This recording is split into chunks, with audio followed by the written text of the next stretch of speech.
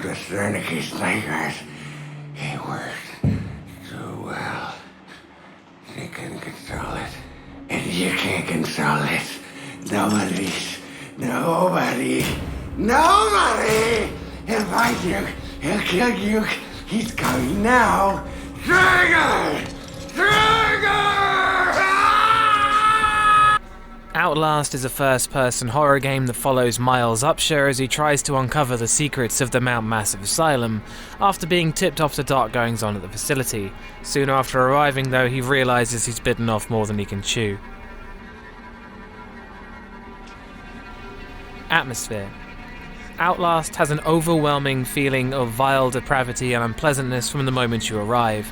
Bodies are impaled and severed heads are lined up neatly on a bookshelf in one of the very first rooms you enter. From there on out, it only gets worse as the walls are smeared with blood and the bodies of former guards are left where they fell.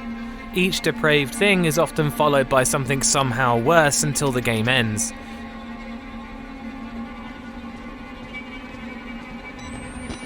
Little pig.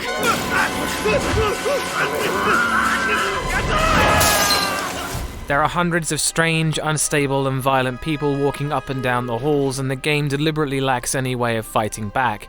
You feel weak and vulnerable the entire game, like a gazelle in a lion's den. Outlast does a brilliant job with immersion, with Miles' hands and legs being clearly visible whenever you interact with objects or look at your feet. You can hear him breathing, and the night vision camera switches seamlessly on and off, never taking you out of the moment. It really does a great job of putting you in the environment. There's loads of moody lighting, making the already practically derelict asylum look even more imposing.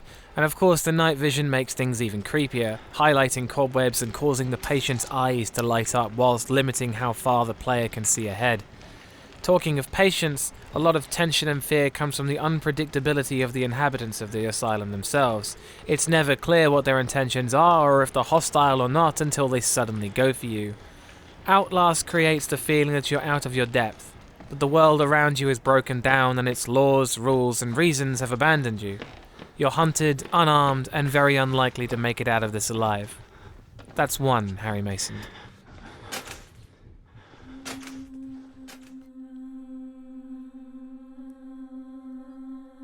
Scares.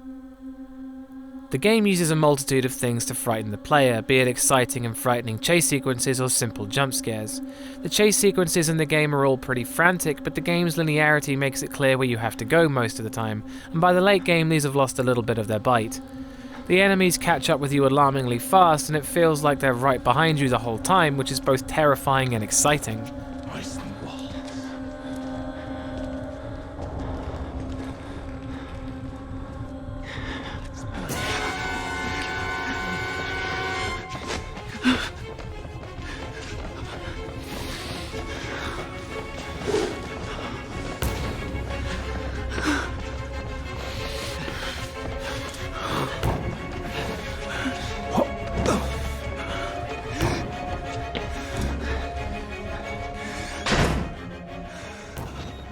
Something that hurts the immersion a bit is when you push a door closed and an enemy tries to break the door down when it's not even locked. I know it's done to give the player time to barricade the door, but sometimes it just comes across as odd. Outlast is at its best when it locks you in an area with an enemy and forces you to complete specific tasks while being hunted to progress the game. These sections are incredibly tense, and the blaring strings that accompany being spotted with the enemy is often a jump scare in itself, paired with the fact that you now have to run. Hiding from enemies is nerve-wracking, but nearly every time I hid in a locker, the enemy would always check the locker next to me, but never the one I was in, which happened enough to be noticeable and seemed a bit too convenient.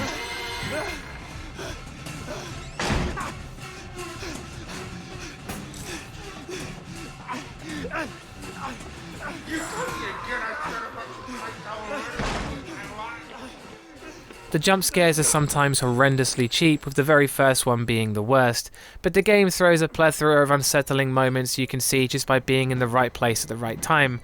The asylum is often a hive of things happening, from people breaking down doors in the distance, huddled under beds or walking around like they don't even know you're there at all. You even catch one of the patients playing basketball with a severed head.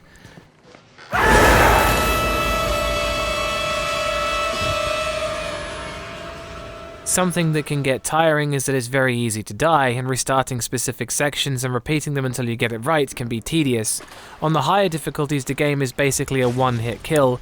Luckily, the game doesn't have a lot of downtime, and Outlast often pushes you onto the next thing very quickly, so you don't dwell on this kind of thing for very long. The game can sometimes be cheap, but also outright terrifying. That's 2 Harry Masons.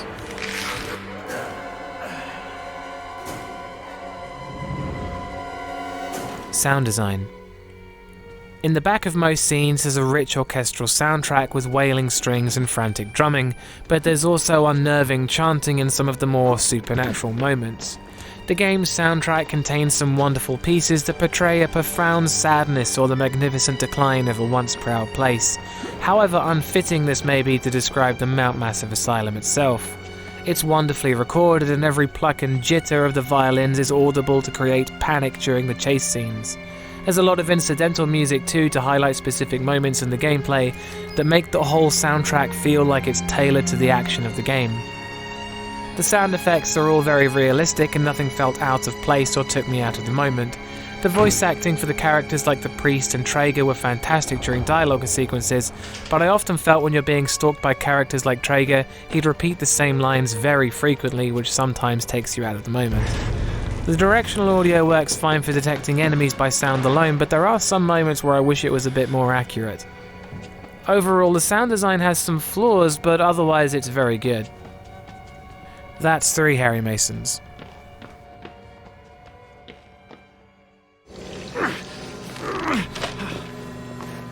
You know, I'm a bit worried how much time you've been spending with Father Martin. I hope you haven't been letting him confuse you with all his holier-than-thou Bible thumping. No offense to the man, but I sometimes worry he might just be a little bit crazy. Gore. There aren't many games that match Outlast's gore level with bodies and blood turning up everywhere you look. There's body horror too. In the most iconic part of the game, Richard Traeger removes some of Miles' fingers with a giant pair of scissors, and whilst the action itself is done off camera, you can lean up against door frames and catch a glimpse at the stubs where your fingers were as a gross reminder of what happened. People are ripped to pieces, bodies violated, the sewers run red with blood, it paints the walls, the floors, and drips from the ceiling. Whilst it's excessive, it's done in a way that never pushes the boundaries of realism, but still comes across as shocking and macabre. That's 4 Harry Masons.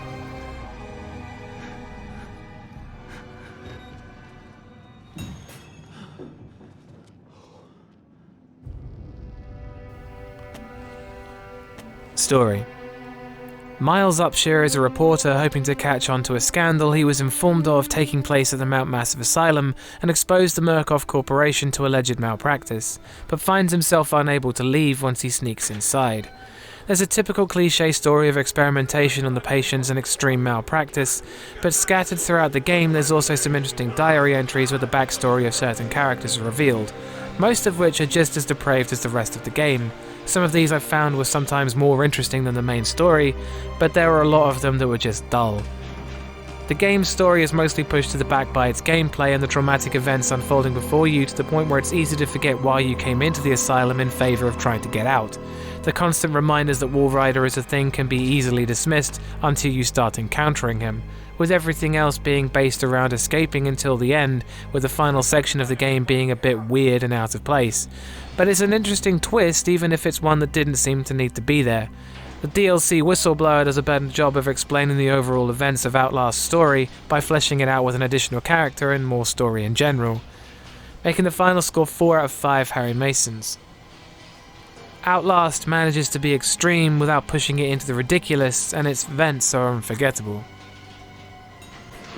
Again, I'd like to remind you this whole thing is down to my opinion in horror games, and if you don't share this opinion, then that's cool, I get it. I'd like to point out that whilst I also became the Walrider, I did not scream like a banshee or run away from the computer, and I advise you don't either. There will be more horror reviews in the pipeline, and thanks for watching. Always go check out Bumps in the middle of the night. Peace.